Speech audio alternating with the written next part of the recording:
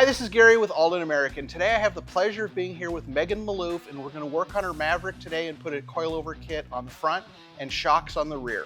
We're in her dad's shop in San Gabriel, Maloof's Racing Engines. It's an awesome shop. It's a lot of fun. And Meghan, can you tell us a little bit about your Maverick? Hi, my name is Meghan Maloof, and this is my 1973 Ford Maverick. I built this Maverick with my dad when I was 19, and today I'm going to be putting on coilovers with Aldan American.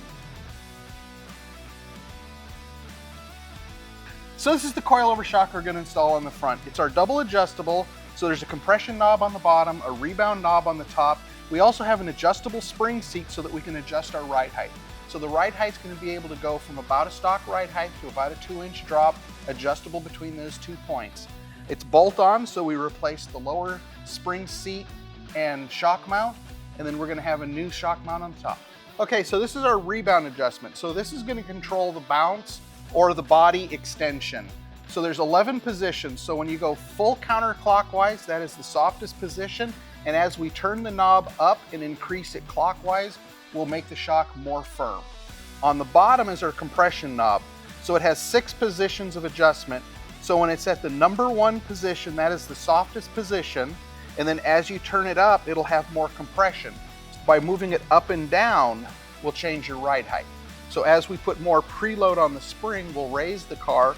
As we relax the preload, we'll lower the car. So compression is going to be controlling your nosedive, the transitions going in and out of a corner. All of that is controlled by the compression. Got it.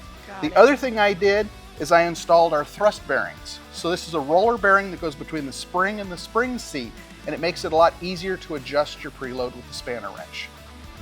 So on the rear, we're going to use our smooth body replacement style shock. So this fits on our stock upper and lower mounting locations, has a rebound knob just like the front with 11 positions. On the bottom is our compression knob. Just like the front, it has 6 positions. So it's completely bolt-on, easy to install, replaces the stock shock with no modifications. So now that you've taken all of the old stuff off, you can kind of see what the differences are. This is the original lower spring seat and shock bracket.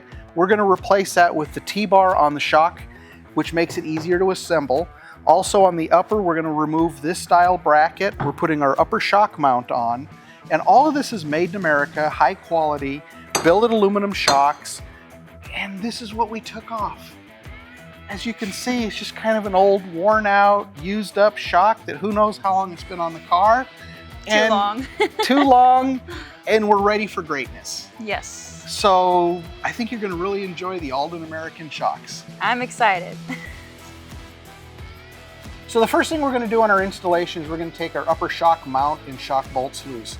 So this car has the brace that goes between the firewall and the upper mount location. So what we want to do is not take it off of the firewall. We just want to lift it up so that when we do our drilling of the holes and install the upper shock mount, it'll retain the location so everything bolts back together like it is supposed to. You said a little bit about you built the 73 Maverick here yourself. On the engine, did you build the engine and the transmission? And what are they if you did? This is a 347 stroker. I built this with my dad when I was 19. We took apart a 302 and saved some of the parts and ordered the rest. I put in a M21 Muncie for the transmission, and the rear end is a 9-inch with 411 gears. It sounds like you put a pretty cool combination together for this car.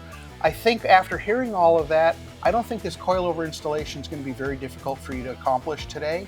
And let's get started and get it going. All right.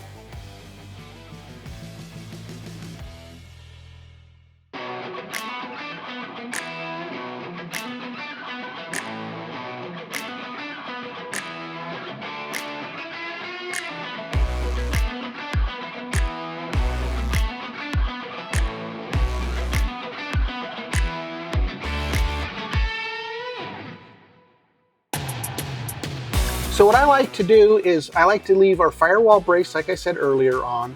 I like to take this bolt out, eliminate it, and now we're going to use this as our guide for setting our bracket on. So what we're going to do is lift the bracket, set that down over the studs.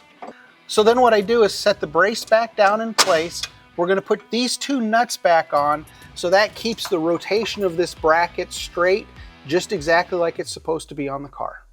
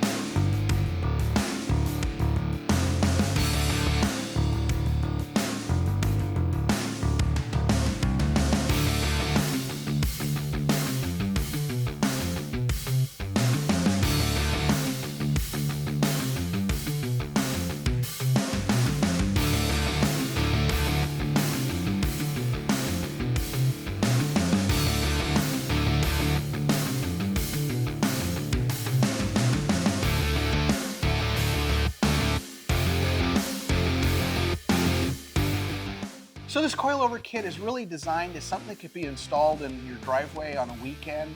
Pretty simple to do with a little bit of hand tools. It's our bolt-on and go system.